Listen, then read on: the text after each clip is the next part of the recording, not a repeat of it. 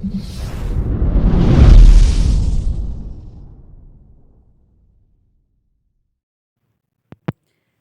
Friends, Tulika अंकन channel में आपका एक बार फिर से स्वागत है। दोस्तों, इधर वीडियोस कुछ कम आ रहे हैं, उसके लिए माफ़ी चाहूँगी क्योंकि थोड़ा सा रिनोवेशन का काम चल रहा है, इसलिए थोड़ा सा बिज़ी हूँ। बट मैं जैसे ही टाइम पाती हूँ आपके लिए वीडियो ज़रूर बनाऊँगी। तो अगर आपको अच्छा लग रहा है मेरा वीडियो तो लाइक शेयर सब्सक्राइब ज़रूर करें। और ये सारे वीडियो आर्ट्स के हैं, TGT PGT net JRF DSSB सब के लिए इक्वली इम्पॉर्टेंट है।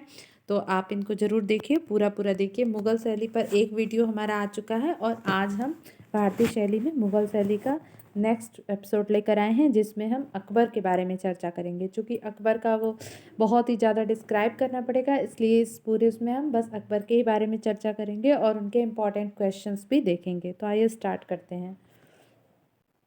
सबसे पहले तो अकबर के बारे में थोड़ा सा जानकारी लेते हैं। देखिए, अकबर जो थे इनका ये हुमायूं की मृत्यु के बाद लगभग 13 ही वर्ष की आयु में ये सिंहासन पर बैठ गया था। तो बहुत जल्दी ये बैठा था और इसको अपने जीवन में बहुत सारी लड़ाइयाँ लड़नी पड़ी थी। और इन्होंने बहुत सारे सांस्कृतिक उत्थान में अपनी भूमिका निभाई थी। ठीक है, बहुत इसने दीन इलाही नामक नया धर्म भी चलाया था और इसने अन्य धर्मों को अपना करके अपनी धार्मिक उदारता का परिचय दिया था। और साथ ही साथ मुसलमानों के जैसा कट्टरपन इनके अंदर नहीं था। चित्रकला में जो चीज़ें मुस्लिम धर्म में निषेध थी उसकी उन्नति का इसने बहुत प्रयास किया। और इसने खुद भी एक मतलब बहुत सारी रानियां थी और उसमें एक हिंदू रानी थी जोधाबाई, उनसे विवाह किया था और उन्हें धार्मिक स्वतंत्रता भी दी थी। और उन्हीं के पुत्र का नाम सलीम था जो बाद में उत्तराधिकारी भी बना, जिसको जहांगीर भी कहते हैं। ठीक है, तो इस तरह से आप देखते हैं कि अकबर के शासन काल में शिक्षा और संस्कृति, ठीक है, शिक्षा संस्कृति व कला के क्षेत्र में बहुत उन्नति हुई, अभूतपूर्व विकास हुआ। शिक्षा संस्कृति और कला के क्षेत्र में अभूतपूर्व इसने विकास किया। फिर देखिए नेक्स्ट चीज़ क्या कह रहा है कि जो अकबर का जो दरबार था उसमें बहुत सारे साहित्यकार थे, कलाकार थे, संगीतकार थे, इन सब का जमावड़ा था। ठीक है, अकबर के दरबार में। और अकबर ने बहुत सारे क्या कहते हैं, बहुत अच्छा कला का वातावरण भी बनाया था और जिस वजह से कला का बहुत विकास हुआ, दिन प्रतिदिन बहुत विकास हुआ। और कला प्रेम अकबर को जन्मजात था, क्योंकि इससे पहले हुमायूं को भी कला प्रेम था, तो अकबर को वो क्या कहते हैं विरासत में ही मिला था। और हिंदू पत्नियां जो थीं उसकी, उनके भी सहयोग से इसके अंदर काफ़ी रुचि बढ़ी। ठीक है, और जब जैसे एक चित्र अकबर ने भवन कला और चित्रकला को उसने विशेष महत्व दिया था, भवन कला और चित्रकला को विशेष महत्व दिया था। और अकबर की जो चित्रशाला थी उसमें ज़्यादातर आप देखेंगे तो हिंदू कलाकार थे ज़्यादातर, जिसमें से सिलावत, कायस्थ, खाती, चितेरा, कहार, इन जातियों के चित्र थे, इन जातियों के चित्रकार थे। ठीक है, जो अकबर के ये कला प्रेम का गुण है वो अबुल फजल की एक पुस्तक है आईने अकबरी, उसमें इसके बारे में बहुत ही डिटेल से उसने बताया कि किस तरह से शुरू से ही बाल्यकाल से ही उसको चित्रकला का कितना स्वाभाविक रूप से शौक था, उसका पहले से ही झुकाव था उसका। ठीक है, तो ये अकबर के बारे में थोड़ी सी जानकारी है। अब आइए देखते हैं अकबर काल के चित्रकार उनके बारे में। बादशाह अकबर स्वयं अपनी मुखाकृति बनवाने के लिए बैठता था। ठीक है, ये भी आईने अकबरी में बताया गया है कि उसने वह स्वयं बैठता था कि मेरी पेंटिंग बनाया जाए, और दरबारियों के भी अपने वो चित्र बनवाता था। साथ ही एक चित्र है बादशाह अकबर बादशाह पक्षी के साथ, ये एक बहुत फेमस चित्र है, बादशाह अकबर बाज पक्षी के साथ। इसमें इसको देख करके ये समझ में आता है कि हाँ उसकी कला में कितनी रुचि थी। बाज को अपने हाथ पे बैठा करके उसने चित्रण करवाया है अपना। अकबर ने बहुत सारे 100 से अधिक चित्रकारों की नियुक्ति की थी, जो एक फतेहपुर सिकरी में एक विशेष भवन था जिसको कार्यशाला आप कह सकते हैं, उसमें वो कार्य चलता रहता था। ठीक है, और जो दरोगा थे इनका निरीक्षण करने के लिए दरोगा की नियुक्ति की गई थी। कला के निरीक्षण के लिए दरोगा की नियुक्ति की गई थी, इम्पॉर्टेंट फैक्ट है। कला की नियुक्ति के लिए दरोगा की नियुक्ति की गई थी। ठीक है, कला के निरीक्षण के लिए। ठीक, और जो बहुत ही अच्छे उच्च कोटि की कलाकृतियाँ थीं उन पे अकबर इनाम भी उनको देता जाता था, ताकि और उनका वेतन भी बढ़ा देता था, जिससे चित्रकारों को प्रोत्साहन प्राप्त हो और चित्रकारों को भी दरबार में ऊंचा ऊंचा स्थान दिया जाता था, मनसबदारी का पद दिया जाता था, ओहदे दिए जाते थे। ठीक है, तो कलाकार इनके में प्रमुख अगर हम लोग देखेंगे अकबर के शासनकाल में एक पुस्तक लिखी थी वकायत बाबरी में 19 हिंदू तथा 3 मुसलमानों के चित्र मिलते हैं। 19 हिंदू और 3 मुसलमानों के चित्र। आयन अकबरी में 13 हिंदू और 4 कलाकारों का उल्लेख, 4 मुसलमान कलाकारों का उल्लेख मिलता है। प्रमुख रूप से इसके काल में जो चित्रकार थे वो थे फारूक अब्दुल समद, मीर सैयद अली, ठीक है, मीर सैयद अली, जगन्नाथ धरमदास, मुकुंद, दसवंत बसावन, ये मुख्य उसके समय में चित्रकार थे,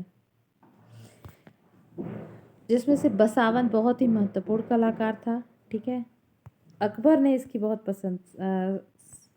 अबुल हसन ने इसकी बहुत प्रशंसा की है बसावन की। बसावन इनके अकबर के समय का प्रमुख चित्रकार था और इसकी बहुत सारी क्या कहते हैं आयन अकबरी में अबुल हसन ने इनकी बहुत प्रशंसा की है। रश्मनामा बहारिस्ता निजामी, ठीक है,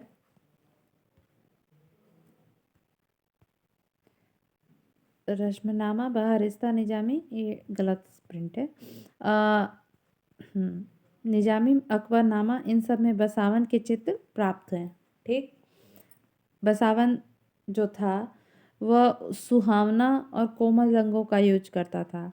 इसके चित्रों के आकृतियों में गठनशीलता रहती थी, स्वाभाविक रूप से छाया प्रकाश दिखाता था, स्वाभाविकता दिखाता था, आगे की ओर झुकी हुई मानव आकृतियों का अंकन बहुत अच्छी तरीके से करता था। ठीक, लगभग उसने 200 से अधिक चित्रों का निर्माण किया और 40 वर्षों तक कार्य किया बसावन ने। नेक्स्ट कलाकार है ख्वाजा अब्दुल समद सिराजी।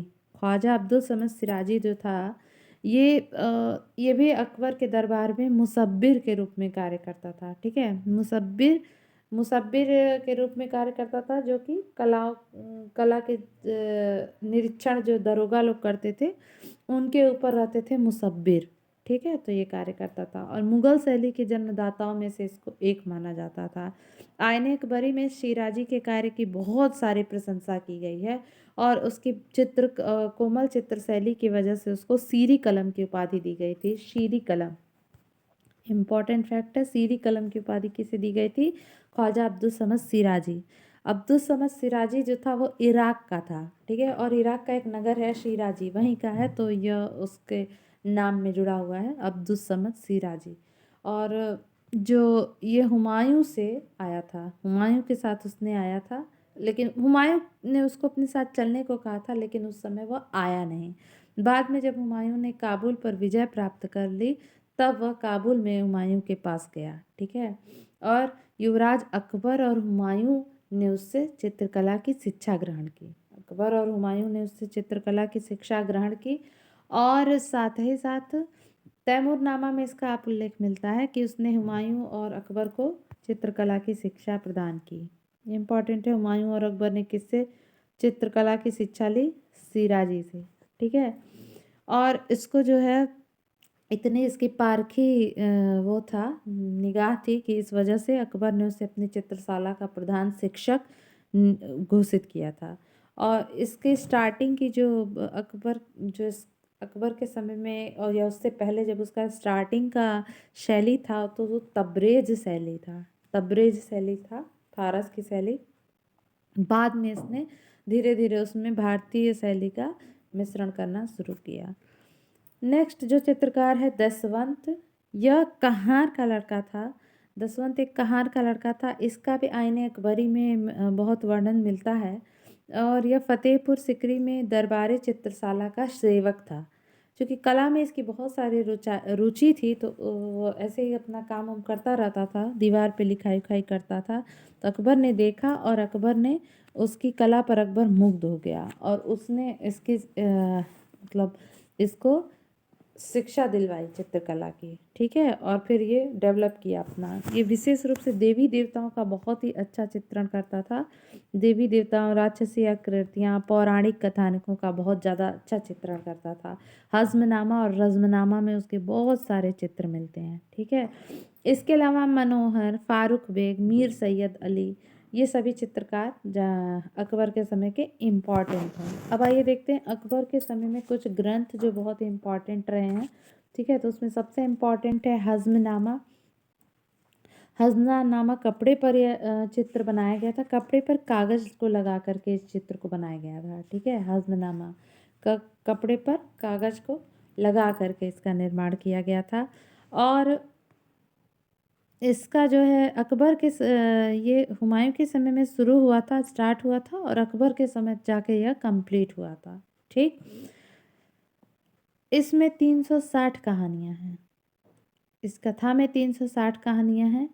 और इसमें जो चित्र हैं वो 2400 चित्र हैं। इस पर फारसी प्रभाव अधिक है। और इसके वर्तमान में जो है इसमें 150 चित्र उपलब्ध हैं। वर्तमान में इसके 150 चित्र उपलब्ध हैं, जिसमें से आप देखेंगे तो 61 चित्र वियना में, 25 साउथ केंटिगन लंदन में, 15 अमेरिका में, 6 चित्र भारत में। अब जो 6 चित्र भारत में हैं उनमें से 2 चित्र वाराणसी में, 2 मुंबई में, 1 हैदराबाद और 1 बड़ौदा में है, ठीक है। तो यहाँ पे इनका संग्रह है। हज़्मनामा कई बार पूछता है हज़्मनामा किस पे बना है, तो यह कपड़े पर आरोपित कागज पर चित्रण है इसका, ठीक है। नेक्स्ट जो है ग्रंथ वो है अकबरनामा। अकबरनामा यह मुख्य रूप से इसमें अकबर के समय के मुगल दरबारी जीवन की झांकी प्रस्तुत की गई है, ठीक है। इस समय अकबर के दरबारी जीवन किस तरह से था, इस पर झांकी प्रस्तुत की गई है। इसमें 117 चित्र हैं जो कि अल्बर्ट म्यूजियम लंदन में संग्रहित हैं। इसमें विशेष प्रमुख चित्र है सलीम के जन्म वाला चित्र, जिसको 4 खंडों में विभाजित करके चित्रण किया गया है। कई तल में, 4 तल में। प्रथम विभाजन में महल के बाहर दान बांटने वालों का चित्रण किया गया है। दूसरे विभाजन में महल के अंदर का और तीसरे विभाजन में सलीम के स्नान का, और ऊपर की तरफ चौथे विभाजन में स्त्रियों के जमघट का, ठीक है। और ये सारी चीज़ें इस पर चित्रित हैं। साथ ही इसमें मोर, 5वें विभाजन में मोर का, और छठे विभाजन में क्षितिज रेखा ऐसे दिखाई गई है। तो ये आपका 6 भागों में बांट करके इसको चित्रण किया गया है। दूसरा एक प्रमुख चित्र है उनके समय रणथंभौर किले की घेराबंदी। ये भी एक प्रमुख चित्र है अकबर के समय में, अकबरनामा का, रणथंभौर किले की घेराबंदी। अन्य ग्रंथों में वकायते बाबरी है, जो कि अकबर की आत्मकथा है। ध्यान रखिएगा, वकायते बाबरी अकबर की आत्मकथा है। बाबरनामा है, जिसका खानखाना ने तुर्की में अनुवाद किया था अकबर के समय में। अनवरे सुहेली, अनवरे सुहेली क्या है, अनवरे सुहेली पंचतंत्र का अनुवाद है। पंचतंत्र का अनुवाद है अनवरे सुहेली। फारसी अनुवाद है, ध्यान रखिएगा, फारसी या ईरानी अनुवाद है अनवरे सुहेली पंचतंत्र का, ठीक है। तो ये अकबर कालीन प्रमुख ग्रंथ हो गए। अब एक और सबसे प्रमुख ग्रंथ है रज़्मनामा, जो कि महाभारत का फारसी अनुवाद है, बहुत ही इम्पॉर्टेंट है। ये बदायूनी द्वारा, अब्दु कादिर बदायूनी द्वारा, अकबर के दरबार का जो संस्कृत का प्रसिद्ध विद्वान था, उसने इसका अनुवाद किया था। अरबी फारसी भाषाओं का यह ज्ञाता भी था। 1582 में यह पूरा हुआ था। 1582 में यह पूर्ण हुआ था, गलत प्रिंटिंग है। 1582 में यह पूर्ण हुआ था, और इसकी सचित्र प्रति बादशाह के लिए 1588 में तैयार की गई थी, ठीक है। इसमें 169 चित्रकारों ने इसमें चित्रण किया था। 169 चित्रकारों ने चित्रण किया था। और जो विशेष जो दरबारी चित्रकार थे वो 50 चित्रकार थे जिन्होंने इसको किया था। साथ ही यह दसवंत ने 24 चित्र ऐसे थे जो दसवंत ने इसमें बनाए थे। टोटल 169 चित्रकारों ने काम किया था, जिसमें से 50 दरबारी चित्रकार थे, और 24 चित्र बनाए गए थे दसवंत के द्वारा। और इस पर 4 लाख रुपए खर्च हुए थे। 4 लाख रुपए इस पर खर्च हुए थे। इम्पॉर्टेंट फैक्ट है ये। यह सवाई जयसिंह को भेंट किया गया था और वर्तमान में यह जयपुर के संग्रहालय में सुरक्षित है और इसकी दूसरी प्रति लंदन में संग्रहित है। ठीक है। रश्मनामा पर ईरानी प्रभाव के अपेक्षा हमको भारतीय प्रभाव ज़्यादा दिखाई देता है। तो ये था अकबर के समय का कला के बारे में हमने उन पर डिस्कस कर लिया। अकबर के समय की कला किस तरह से थी, उसमें चित्रकार कौन कौन से प्रमुख थे, साथ ही साथ कौन कौन से ग्रंथों का चित्रण हुआ है। तो ये कुछ इंपॉर्टेंट फैक्ट थे। अगर आपको वीडियो अच्छा लगा हो तो लाइक शेयर सब्सक्राइब ज़रूर करिए। और आप कोई मुझे सजेशन देना चाहते हैं तो ज़रूर दीजिए। नेक्स्ट वीडियो में हम मिलते हैं जहांगीर कालीन और शाहजहाँ कालीन चित्रों पर डिस्कस करेंगे। तो हमारा ये पूरा मुगल काल कंप्लीट हो जाएगा। तो तब तक के लिए दोस्तों धन्यवाद।